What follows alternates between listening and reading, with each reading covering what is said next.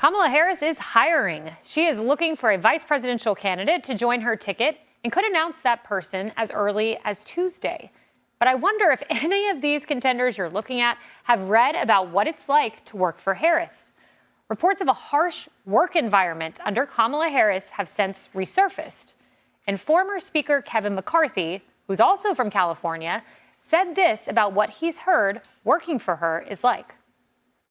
It is known in California and it's known in Washington. It is a heroic work environment if you work for her. Nobody lasts very long. Even as VP, when she didn't do anything, she could not keep staff.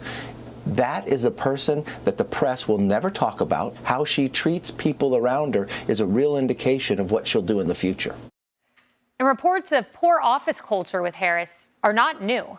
A government watchdog reports Vice President Harris's office has nearly 92% staff turnover.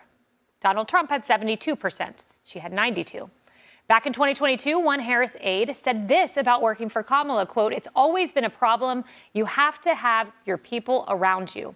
And a 2019 op-ed about then Senator Harris revealing, quote, "Senator Harris vocally throws F-bombs and other profanity constantly in her berating of staff and others. The staff is in complete fear of her, and she uses her profanity throughout the day." Even MSNBC host and former Harris staffer Simone Sanders hinted at struggling to work for the vice president.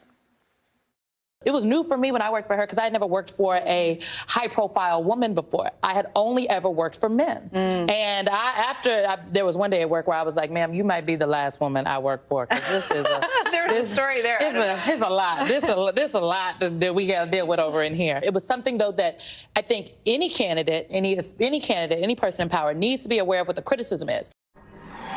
I mean, candid, smart words. Simone was a huge part of the staff, Emily. And I remember when Simone left, this tweet went viral of this guy named David Gens, because a lot of people were leaving the office. Let's pull it up. This was him sitting at a desk outside of the office. "My name is David Gens. I work for Vice President Harris on behalf of the American people."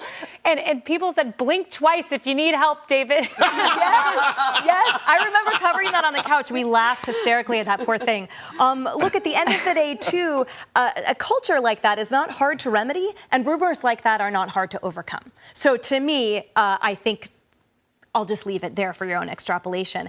These types of reports of her office culture have plagued her throughout California as well. This is nothing new, as you said, not now and not then. And I just point to when President Biden first took office, and he said, "If someone doesn't operate with respect, I will fire them immediately." It seems like he should have looked inward. We've reported as well often and repeatedly about issues that she has had with how she's portrayed, the indignance she has about how she was, the shoes she wore on the Vogue cover, who invited her to meetings in foreign nations. Like, the list goes on about what offends her and sort of the draconian way, the draconian hand that she leads with. But I think at the end of the day, even if you say, "Well, I don't know what the facts are a 90+% turnover rate, and that's all you need to know." You know, Ainsley, I read this op-ed by this guy named Terry McCater in 2019, and his son interned in the Attorney General's office.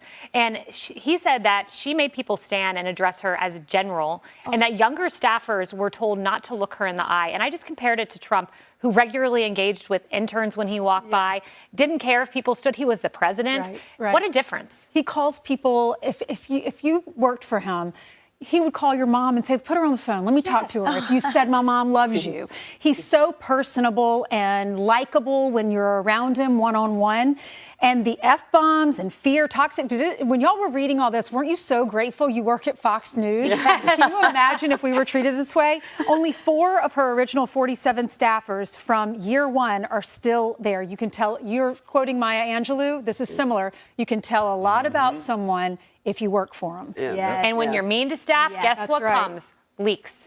Leaks. Also, you know, it's so funny. We started the show off with this this wise Kamala Harris, who all of a sudden, just in the last 48 hours, has changed her mind on a myriad of subjects. But honestly, you know, if you can't be able to be candid with the President of the United States as a staffer, then that would mean a lot of things would go wrong, would just get worse. You know, and that's my concern as a voter, as an American citizen. The ability of whoever's in the Oval Office to recognize from time to time we don't get it right. Yeah. And who would have the heart, the nerve, the guts to be able to say, Madam President, this is wrong. And, you know, I was reading an Axios report about a time she interrogated Karine Jean-Pierre during the campaign so much that other staffers noticed it. Well, what I find so interesting about this whole thing is that a toxic workplace is the HR department's worst nightmare. And that you end up with lawsuits and things get leaked and it goes public and everything. Think of Ellen DeGeneres, another California lady who got outed. And this was after years of her having this successful talk show and everybody loved her. Oh, she's so funny. Oh, she's so sweet. But once one person came out and started talking about the toxic workplace at Ellen DeGeneres' show, everybody started coming out, including people that had been on her show. So I just wonder if it's a matter of time before we get more details. Great point. The Trump campaign should create a new coalition, angry Kamala Harris staffers for Trump. You want to break the internet with that one? Come on now. Yes. That's a hell of a Zoom call. Not this show.